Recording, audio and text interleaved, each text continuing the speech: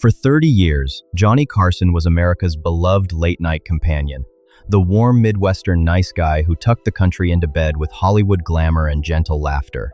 But behind that affable smile, industry insiders knew he quietly kept a ruthless ban list, more than 30 names never again allowed on the most powerful stage in television. One wrong joke, one perceived betrayal, and a career could vanish from his couch forever. He banned the woman he once called a star. He banned the man who invented his own show. And he banned his own producer from the studio floor. The betrayal that changed late night. For Joan Rivers, that unspoken reality would define the last 19 years of her relationship with Johnny Carson. In the 1960s and 70s, Joan Rivers was more than just another guest on The Tonight Show. She was one of Carson's discoveries, and her sharp wit and nervous energy made him laugh so hard he sometimes had to turn away from his desk. By 1983, she was his primary guest host, sitting in whenever he took time away from the desk. To the audience at home, that position looked like an unofficial blessing. Guest hosting The Tonight Show was often seen as a pathway to eventually taking over. Many assumed that when Carson stepped away, his most loyal guest host would be first in line. Then came a quiet shock. In the mid-1980s, a list circulated in the industry, naming possible successors to Carson. Joan Rivers' name was not on it. After 20 years of appearances, after being entrusted as his primary substitute, she was not even being considered. Around the same time, another offer appeared. In 1986, the new Fox network approached Rivers with a proposal: host her own competing late-night show, directly opposite The Tonight Show. The reported figure was $10 million, an astonishing sum for the era, and more importantly, it offered something Carson had never promised: her own chair, her own desk, her own name above the title. There was, however, an unwritten rule almost everyone in Burbank understood. If you were going to compete with Johnny Carson, you told him first. You called before the newspapers. You spoke before the press releases. For Carson, it was not just business courtesy, it was a test of loyalty. Joan did not make that call in time. By her own later accounts, she waited until the deal with Fox was finalized and the news was about to become public. Only then did she pick up the phone. Carson answered. She began to explain. He listened for a moment. Then, without argument or farewell, he ended the call. From that day until his passing in the early 2000s, he never spoke to her again. What audiences did not see was what happened next. It was not simply that Carson personally refused to see or speak to her. According to accounts from the period, his team made another message equally clear. Any celebrity who appeared as a guest on Joan Rivers' new show would not be welcomed back on The Tonight Show. In the 1980s, The Tonight Show was still the gold standard of television exposure. For many performers, the choice between one new program on a struggling fourth network and the most powerful stage in the medium was no choice at all. Rivers soon discovered what it meant to go to war with the king of late night. Week after week, booking guests became more difficult. Some entertainers simply refused. Others canceled quietly rather than risk being frozen out of Carson's orbit. She had money, a new set, and her name on the marquee, but she did not have access to the roster of stars that kept a nightly talk show alive. Within a year, the experiment ended. Fox canceled The Late Show starring Joan Rivers. Official reasons included ratings and costs, but those inside the industry knew another factor: a competing talk show without access to A-list guests, in an era before streaming or niche cable programming, was a nearly impossible project. Joan made several attempts over the years to mend the relationship. She reached out through mutual acquaintances, sent messages, and spoke publicly about her regret. Johnny Carson, by all credible accounts, never responded. For him, the breach of protocol was a betrayal that could not be forgiven. Joan Rivers did not simply lose a mentor. She collided with a power structure that most Americans never saw. To understand that power, we have to look at what it meant to be welcomed or banished from Johnny Carson's world. The gatekeeper's throne, power of the couch and the list. From 1962 to 1992, Johnny Carson sat behind that familiar desk as the undisputed ruler of late night. To be invited on, and especially to be welcomed over to the couch after a performance, was an informal stamp of approval that agents and network executives treated almost as an anointment. A successful set followed by a warm conversation with Johnny could change a life. Comedians awakened the next morning to their phones ringing with offers for sitcom pilots and national tours. The couch was more than furniture, it was a gate through which careers passed. But the couch could also remain empty, and that emptiness spoke louder than any rejection letter. A comic who performed well but was not invited over knew, walking back to the dressing room, that something had fallen short. Maybe the timing was off. Maybe Carson simply did not connect with the material. Whatever the reason, the silence was the verdict. Rumors about a ban list floated through the industry for years. Officially, producers such as Peter Lassily downplayed the idea, insisting that while Johnny had preferences, there was no formal catalog of forbidden guests. But frequent guests Burt Reynolds and impressionist Rich Little later said they had seen a tangible document listing more than 30 names whom Carson did not want on his show. In his 2024 biography, Love Johnny Carson, researcher Mark Malkoff examined these conflicting accounts. His conclusion was that while a written list may have existed at times, the most important version was in Carson's memory. The key fact remained the same. Whether on paper or in his mind, the ban list was enforced. Those who appeared on it did not return. There was no appeal. There was no second hearing. Your name went on the list and you were finished. For Joan Rivers, the price of exile was public and brutal. For others, it was quieter, but no less decisive.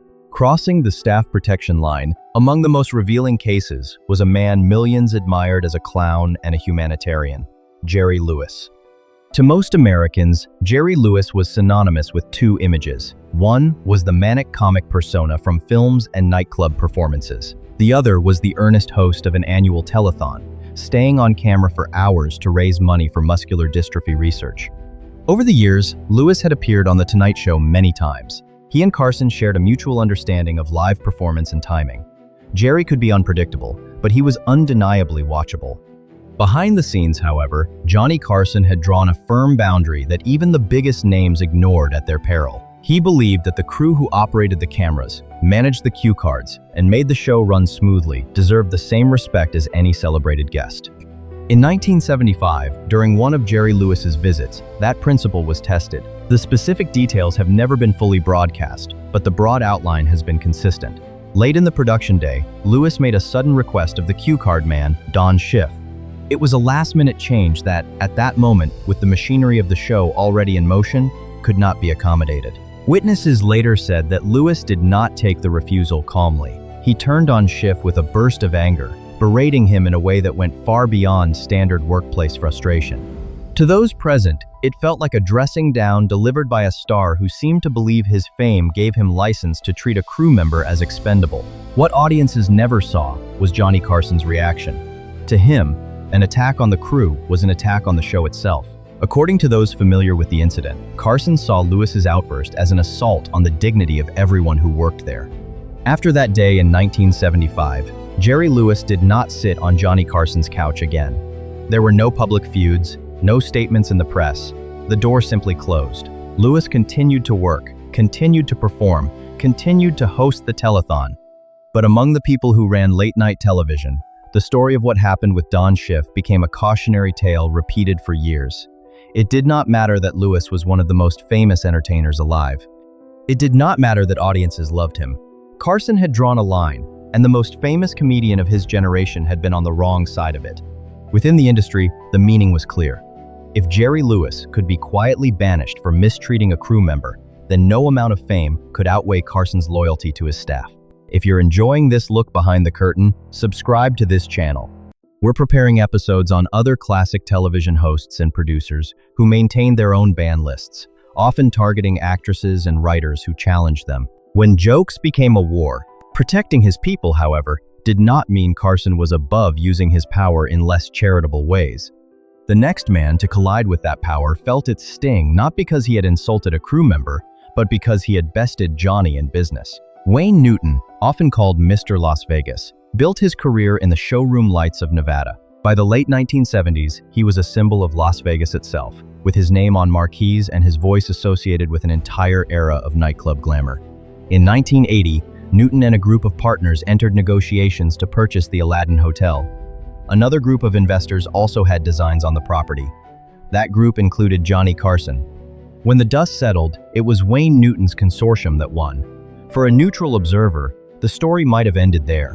One set of investors outbid another, as happens countless times in business. For Johnny Carson, it became personal. Soon after Newton's successful bid, viewers of The Tonight Show noticed a shift in Carson's monologue. Jokes about Wayne Newton began to appear with increasing regularity. It was not unusual for Carson to tease celebrities, but these jokes had a sharper edge. Night after night, Carson made wisecracks that questioned Newton's masculinity, using insinuations that, in that period, could be especially wounding to a male entertainer. In other remarks, Carson alluded to alleged connections between Newton and organized crime figures. Newton watched as his name was tied, again and again, to implications that could damage both his personal reputation and his investment in the Aladdin. According to later accounts, he attempted to reach Carson by telephone several times, asking mutual contacts for help. The calls went unanswered. As the jokes continued, Wayne Newton came to believe that the campaign against him was not limited to Carson's monologue. Around this time, NBC aired news segments about alleged ties between Newton and figures associated with organized crime. Newton eventually filed a lawsuit against NBC for libel. Finally, feeling that no private approach was working, Newton took an extraordinary step. He flew to Burbank, went to the NBC complex where The Tonight Show was produced, and requested a face-to-face meeting with Carson in his office. There, away from cameras and studio audience, according to Newton's recollection, he delivered a blunt message. "These jokes about me will stop, and they will stop now, or there will be consequences." It was an extraordinary scene. The king of late night, whose jokes could shape the way millions perceived a public figure, confronted by one of his targets in person, not as a supplicant, but as a man defending his livelihood and his name. The effect was immediate. By most accounts, the jokes diminished noticeably afterward. With a lawsuit in the air and a furious Newton willing to confront him in his own stronghold, Carson seemed to decide that this particular well of humor was no longer worth drawing from. But if Newton managed to influence what was said on the air, he could not repair the relationship. After that confrontation in 1980, Wayne Newton was never again invited to sit on Johnny Carson's couch. Unlike Jerry Lewis, whose ban was about mistreatment of staff, Newton's exile revealed another aspect of Carson's nature, a capacity for personal vendetta. If the staff protection rule showed a principled side of his authority, the Newton feud demonstrated how that same power could be wielded to punish someone who had simply beaten him in a fair business contest. The Magician's Code, not all bans, however, sprang from bruised pride or business grudges. Some grew out of standards so personal, so entwined with Carson's private passions, that most viewers would never have guessed they existed at all. One of those passions, surprisingly enough, was magic. Long before he sat behind the desk in Burbank, Johnny Carson performed under the stage name The Great Carsoni. In his youth, he had been a stage magician, and like many magicians, he retained a lifelong affection for the art. He also possessed a magician's sense of ethics. In that world, there is an unspoken code. It accepts that the performer will deceive the audience about the method palming a card, misdirecting a gaze, using a concealed mechanism. But it insists on a kind of honesty about the nature of the act. A magician can maintain mystery and refuse to explain his methods. What he must not do is claim that his illusions are genuine supernatural events. When illusionists like Uri Geller and the amazing Kreskin appeared on Carson's show, they were not presented as traditional magicians. They did not say, "This is a trick." Instead, they spoke of extraordinary, perhaps otherworldly, abilities. Geller became famous for bending spoons on camera and appearing to read minds. The amazing Kreskin performed mental feats that he and his promoters suggested were more than clever ruses. For Carson, who understood how such feats were constructed, the claims themselves were offensive. It was not that he disliked their acts as entertainment, it was that he saw them as misleading people about what they were really witnessing. Over time, his patience wore thin. Uri Geller and the amazing Kreskin both found themselves no longer welcome on The Tonight Show. The ban was not about ratings or backstage behavior. It was about Carson's belief that they were falsely claiming abilities no honest performer should pretend to possess. This same code would come into play in far more painful fashion with a man Johnny Carson admired more than almost any other guest, Orson Welles. To film lovers, Orson Welles is the director of Citizen Kane and other cinematic landmarks. To Carson, he was also a marvelous talk show guest.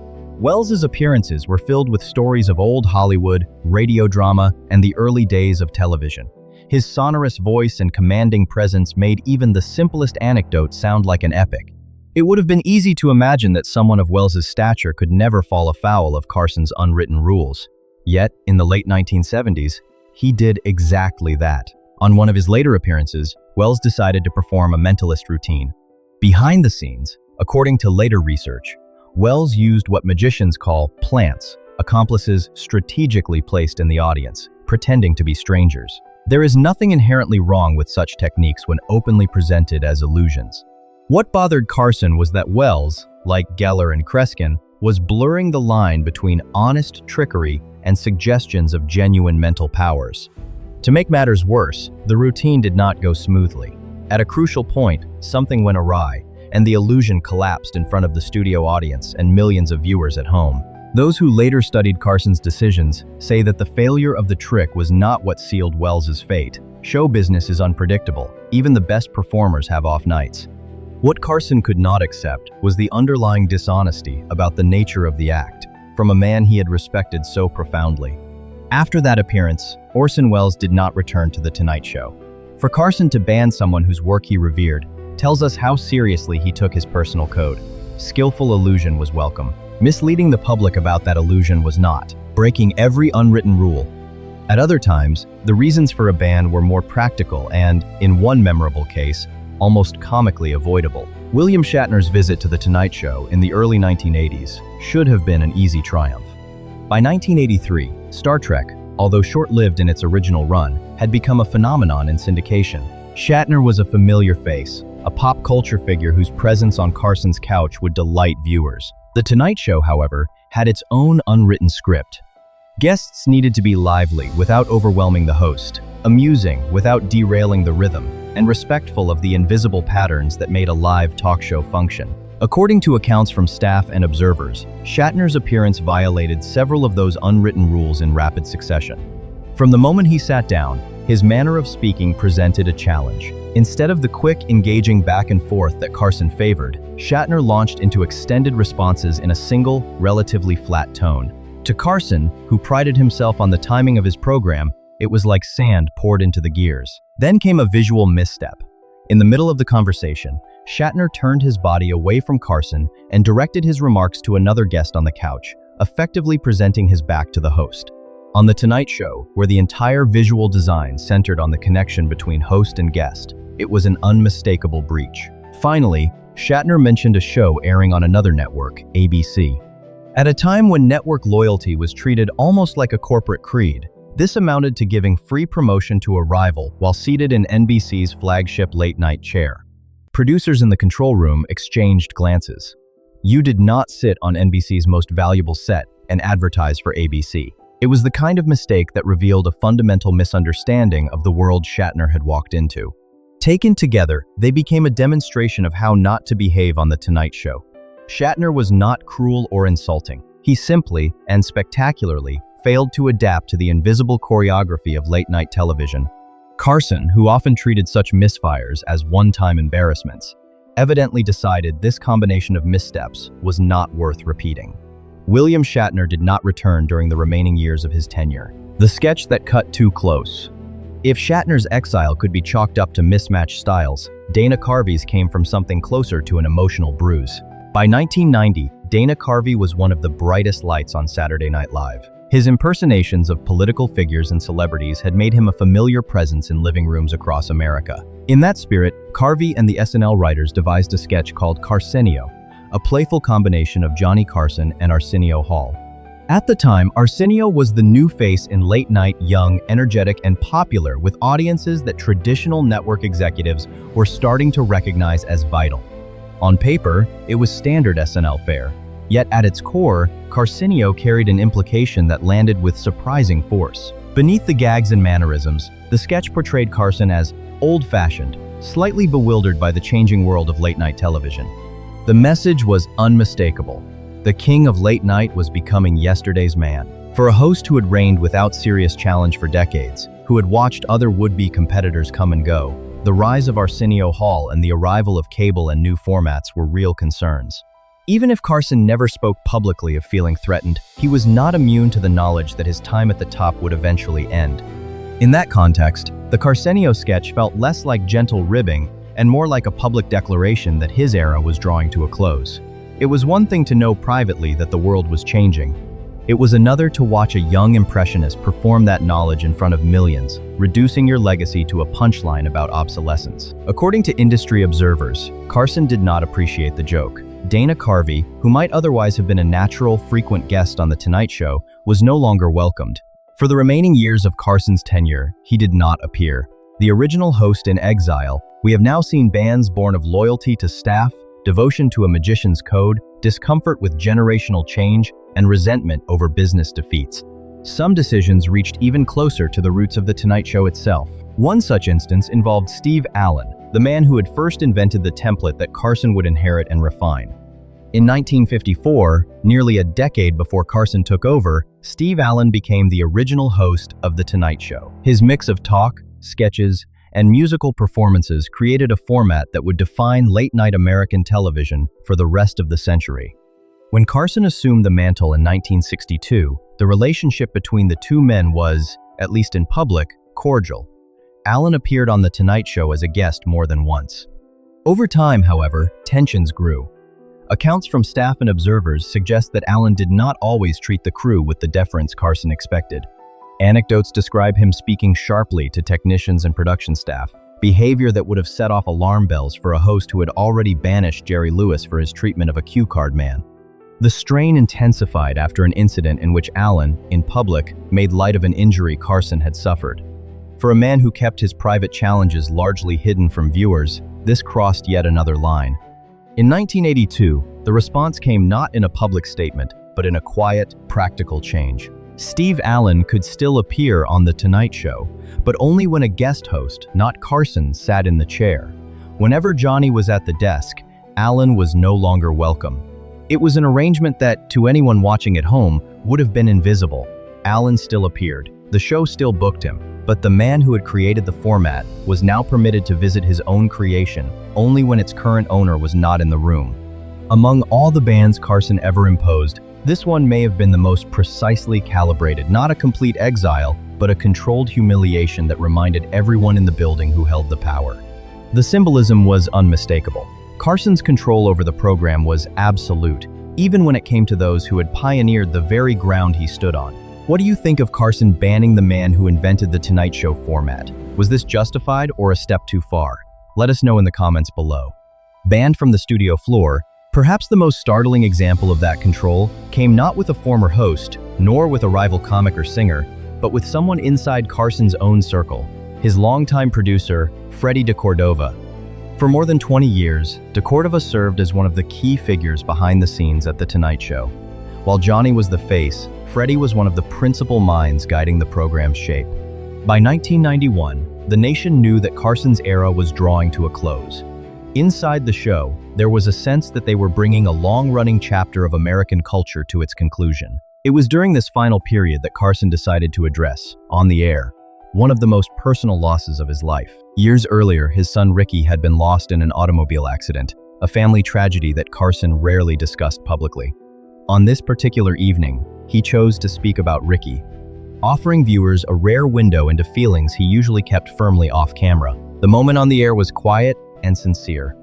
Carson, whose entire career had been built on controlled humor and carefully measured emotion, allowed himself to become more openly vulnerable than usual. Back in the control area, however, the show's structure still loomed.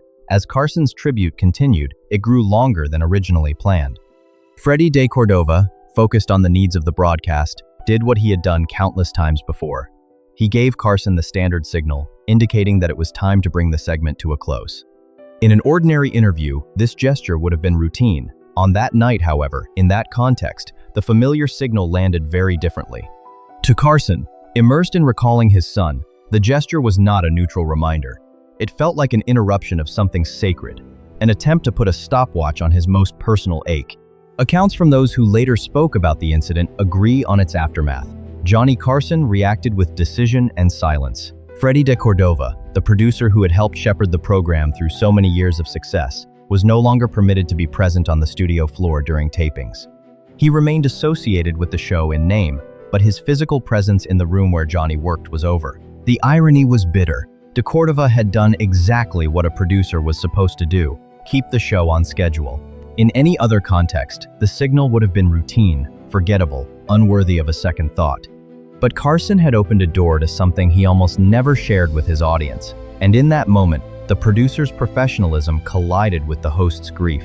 One of them had to lose. It was not going to be the man behind the desk. It was perhaps the clearest possible expression of Carson's authority. If he could exclude even his own longtime producer from the room over a single gesture made in the course of doing his job, then there were truly no limits to whom he could ban. Nice Guy and Ruthless King, the verdict. Taken together, these episodes reveal a man who embodied a series of contradictions. Johnny Carson was, by many accounts, generous, loyal, and privately charitable on a scale few realized. His attorney Henry Bushkin described him as notoriously inscrutable, mercurial, and lonely. Bushkin and other biographers have noted that Carson donated more than $50 million to the University of Nebraska, often without seeking publicity. At the same time, Carson's professional world was governed by a code in which perceived violations often resulted in permanent consequences. Disrespect towards staff, as with Jerry Lewis and Steve Allen, resulted in exile. Violating the ethics of performance, as with Uri Geller, the Amazing Kreskin, and Orson Welles, brought down the same judgment. Threatening his standing or mocking his vulnerabilities, as Dana Carvey and Wayne Newton discovered, could cost access to the most important platform in show business. Failing to observe unspoken rules of courtesy and loyalty, as in the case of Joan Rivers, led to a ban that outlived even the man who imposed it. And attempting to manage his most private grief, as Freddie de Cordova did, could end a professional relationship spanning decades. These stories do not yield a simple verdict. Johnny Carson was neither a sainted host betrayed by ungrateful guests, nor a villainous tyrant arbitrarily ruining careers. He was a singularly powerful man in a singular era, whose personal code governed not just his own behavior, but the destinies of those around him. Within the industry, the meaning of each ban was unmistakable. Word traveled quickly. Comedians spoke in dressing rooms about what it meant to shout at a cue card man. Producers at rival networks observed the fates of Wayne Newton and Joan Rivers, and understood that crossing Johnny Carson carried risks that could echo for years. At the same time, those who behaved within the bounds of his expectations discovered that Carson could be a powerful ally, championing unknown comedians and providing a platform for performers who might never have reached a national audience. Otherwise, Carson's nice guy persona, the twinkling eyes, the gentle mockery of himself, the easy Midwestern manner was real in its way. So too was the ruthless king, who imposed permanent exile on those who failed his tests of loyalty, decorum, or honesty. The two were not masks switching on and off. They coexisted in the same person, two faces of a single authority that reigned over late night for 3 decades. Which brings us to you, the viewer who perhaps spent many late evenings watching him. Laughter mingling with the sound of the band, the glow of the screen, a comforting presence at the end of long days. Which of these bands surprised you the most? Let us know in the comments, and if you enjoyed this journey, please like, share, and subscribe for more untold stories from television's golden age. For now, we leave Johnny Carson seated at his familiar desk in memory, the curtain closing on a reign that was at once gracious and unyielding. The next time you see an old clip of The Tonight Show, perhaps you'll look not only at the guest in the chair, but also at the invisible doorway behind them, the one that Carson alone could open or forever close.